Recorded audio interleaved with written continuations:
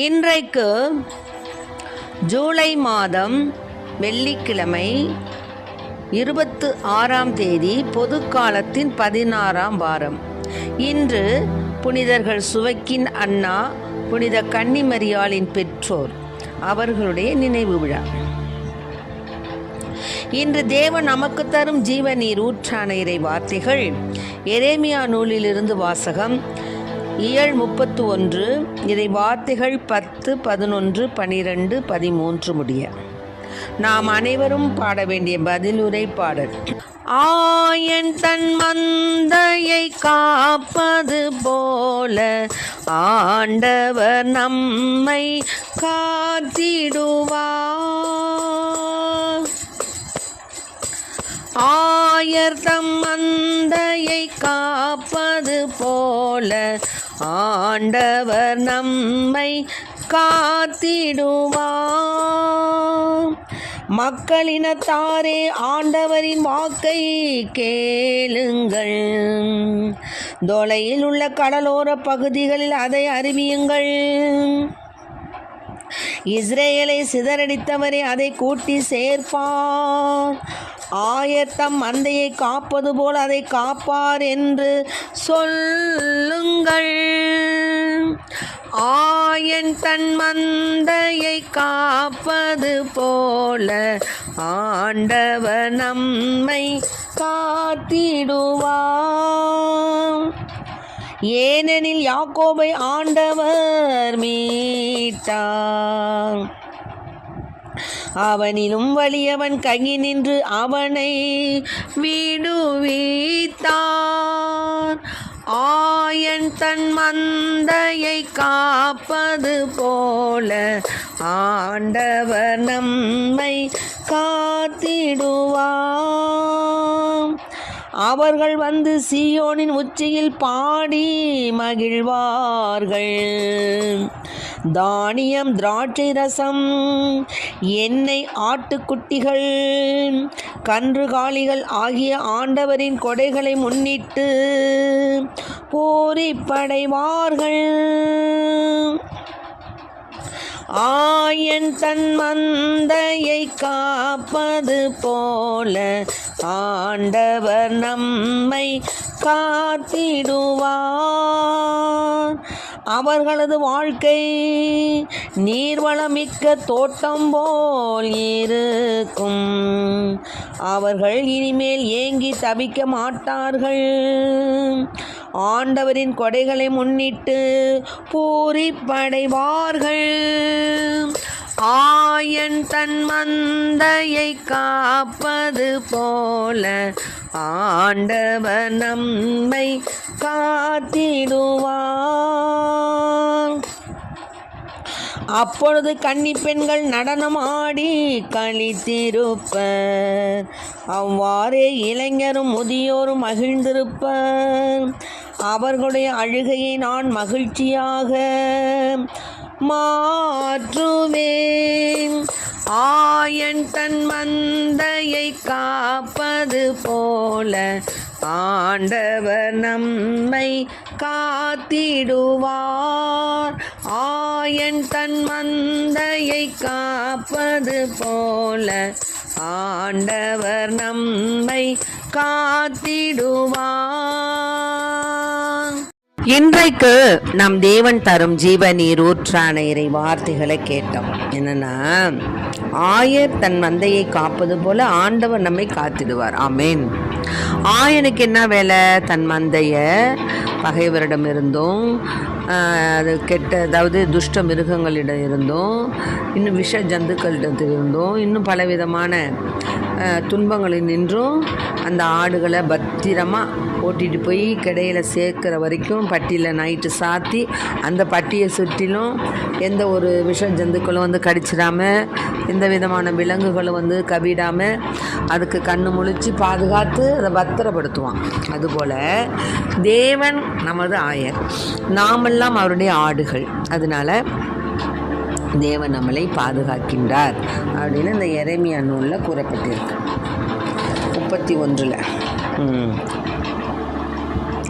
மேலுமாக ஆண்டவர் என்ன, அதாவது இந்த 31 என்ன சொல்கிறாருன்னா 10வது வசனம், மக்களினத்தாரே ஆண்டவரின் வாக்கை கேளுங்கள், தொலையுள்ள கடலோர பகுதிகளில் அதை அறிவியுங்கள். இஸ்ரேலை சிதறடித்தவரே அதை கூட்டி சேர்ப்பார், ஆயர் தன் மந்தையை காப்பது போல் அதை காப்பார். யார் இஸ்ரேலை ஆண்டவர் சிதறடித்தது போல் கூட்டி சேர்க்கிறதும் அவர் தான். காயப்படுத்துகிறவரும் அவரே, குணமாக்குகிறவரும் அவரே. ஆக அதை நம்பிக்கை கொள்ளணும் நம்ம. அதே மாதிரி தான் இன்னுமாக ஆண்டவர் கூறுகிறார், அவர்கள் சீயோனின் உச்சியில் பாடி மகிழ்வார்கள், தானியம், திராட்சை ரசம், எண்ணெய், ஆட்டுக்குட்டிகள், கன்றுகாலிகள் ஆகிய ஆண்டவரின் கொடைகளை முன்னிட்டு பூரிப்படைவார்கள். ஆக தேவன் நமக்கு இத்தகைய ஆசீர்வாதங்களை கொடுக்குறார். நமக்கு தேவன் கொடுக்கக்கூடிய கிஃப்டெல்லாம் நம்மளுடைய பொருள்கள், பொருட்செல்வம், அருட்செல்வம், குழந்தை செல்வம், இதெல்லாம் தேவன் நமக்கு கொடுக்கக்கூடிய கிஃப்ட்டு. அதை கொண்டு நாம் என்ன செய்யணும்? தேவனை பூஷிக்க வேண்டும், அவருக்கு நாம் காணிக்கை செலுத்த வேண்டும், நம்மை போல பிறரை நேசிக்க வேண்டும், பிறருக்கு நாம் உதவுதல் வேண்டும். அப்படி செய்யும் பொழுது தேவன் என்ன செய்வார்? அவர்களது வாழ்க்கை ஆண்டவரின் கொடைகளை முன்னிட்டு பூரிப்படைவார்கள். ஆக இத்தகைய கொடைகள்லாம் நமக்கு கிடைச்சிருக்கு. கிடைச்சவங்க நன்றி சொல்லுவோம், கிடைக்காதவங்க கிடைக்க வேண்டும் என்று ஆண்டவருக்கு நன்றி சொல்லுவோம். அவ்வளோதான். அந்த கைம்பெண் ஒரு நாணயம் வச்சுருந்தா, அது தனக்குன்னு வச்சுருந்தா, அதையும் அவன் என்ன பண்ணா? தேவனுக்கு காணிக்கை கொடுத்தா. அப்போ அந்த இதுதான் ஆண்டவர் மிக மிக மிக ஒரு உன்னதமான காணிக்கையாக ஏற்றுக்கொண்டார். அது மாதிரி தான். அதே மாதிரி கன்னிப்பெண்கள் நடனமாடி கழித்திருப்பர், அவ்வாறு இளைஞரும் முதியோரும் மகிழ்ந்திருப்பர். அவர்களுடைய அழுகையை நான் மகிழ்ச்சியாக மாற்றுவேன், அவர்களுக்கு ஆறுதல் அளிப்பேன், துன்பத்திற்கு பதிலாக இன்பத்தை அருள்வேன். அதாவது முன்னைய நிலையை விட பின்னைய நிலையை வளமாக ஆசீர்வதிக்கன்னு சொல்கிறார். அதனால தான் மத்தேயு 13 கூட சொல்கிறார் ஆண்டவர், 18 23 சீடருக்கு சொன்னார். என்னென்னா, ஒரு எல்லாமே பார்த்திங்கன்னா ஒரு ஓமையை வச்சு தான் ஆண்டவர் மக்களுக்கு சொல்கிறார். ஏன்னா படிக்காத மக்கள், பாமர மக்கள், எளிய மக்கள், புரிந்து கொள்ள முடியாத மக்கள். அதனால் அவர்களுக்கு கதைகள் மூலமாக தான், ஓமைகள் மூலமாக தான் தன்னுடைய போதகத்தை போதிச்சார். அதான் இப்போ ஒரு போதகம் சொல்கிறார். என்னென்னா, இறையாட்சியை வழியோர விதைக்கப்பட்ட விதைகளுக்கு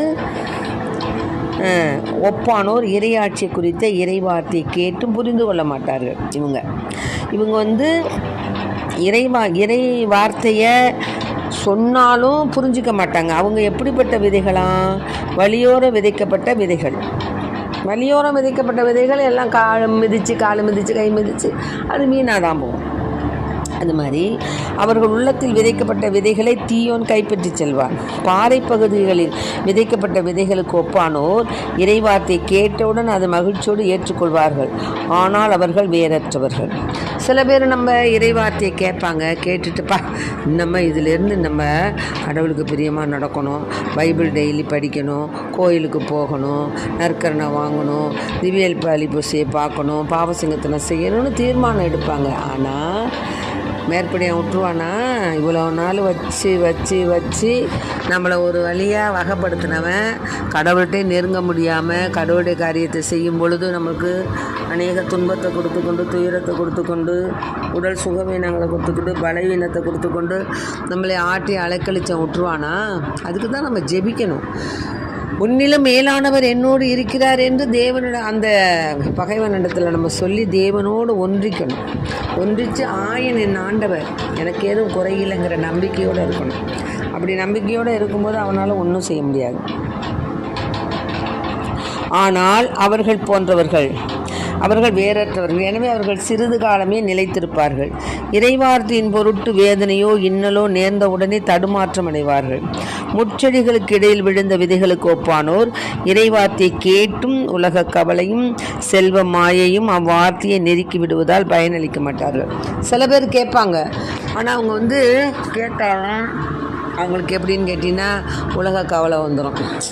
ஐயோ நம்ம பிள்ளை இப்படி இருக்கே, கல்யாணம் பண்ணாமல் இருக்கே, நம்ம பிள்ளைக்கு பிள்ளை பேர் இல்லாமல் இருக்கே, நம்மளுக்கு வீடு கட்ட முடியாமல் இருக்கமே, நம்மளுக்கு நோய்வாய்ப்பட்டு இருக்கமே, இப்படி பல சிந்தனைகளை கொடுத்து கொண்டு நம்ம தேவனிடத்தில் அண்டை விடாமல் நம்மளை சிதறடிப்பான்.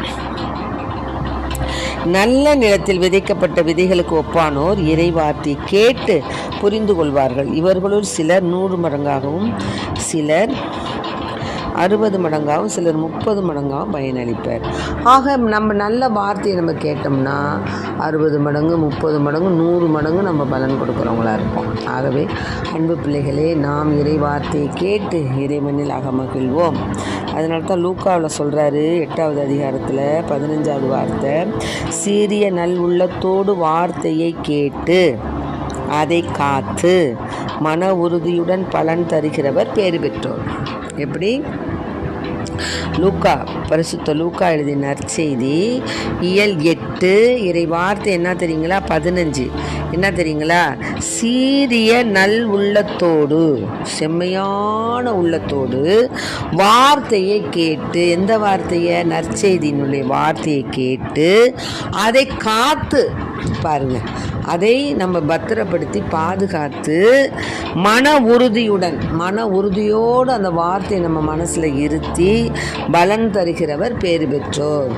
ஆக நாம் அத்தகைய மன உறுதியோடு வார்த்தைகளை நம் மனதில் கொண்டு வார்த்தையின்படி நடக்க நாம் பேறு பெற்றவர்களாக இறைவனிடம் மன்றாடுவோம், இறைவனில் அகமகிழ்வோம்.